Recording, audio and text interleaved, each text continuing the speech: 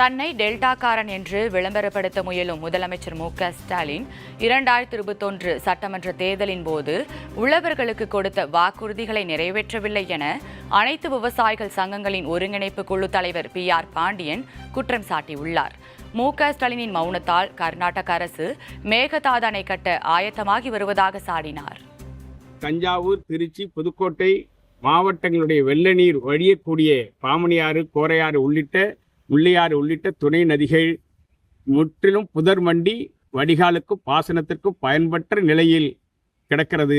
எந்த நேரமும் காவிரி டெல்டா மாவட்டங்கள் அழியும் பேராபத்து ஏற்பட்டிருக்கிறது. எனவே இதனையெல்லாம் கொடுத்த வாக்குறுதியை நிறைவேற்றாத தமிழக முதலமைச்சர் தன்னை டெல்டாக்காரன் என்று சொல்வதை தமிழக விவசாயிகள், காவிரி டெல்டா விவசாயிகள் ஏற்க மனமில்லை. எனவே இன்றைக்கு டெல்டாவிற்கு வருகை தரும் முதலமைச்சர் இது குறித்து உரிய விளக்கமளிக்க வேண்டும். திமுகவும் காங்கிரசும் கூட்டணி சேர்ந்து தமிழ்நாட்டில் திமுக ஆட்சி நடைபெறுகிறது. எனவே தமிழ்நாட்டினுடைய ஒப்புதலை பெறாமல் மத்திய அரசால் அனுமதி கொடுக்க இயலாது. எனவே உடனடியாக கர்நாடக முதலமைச்சர் தமிழ்நாடு முதலமைச்சரிடம் அனுமதி பெற வேண்டும் என்று வலியுறுத்தினார்.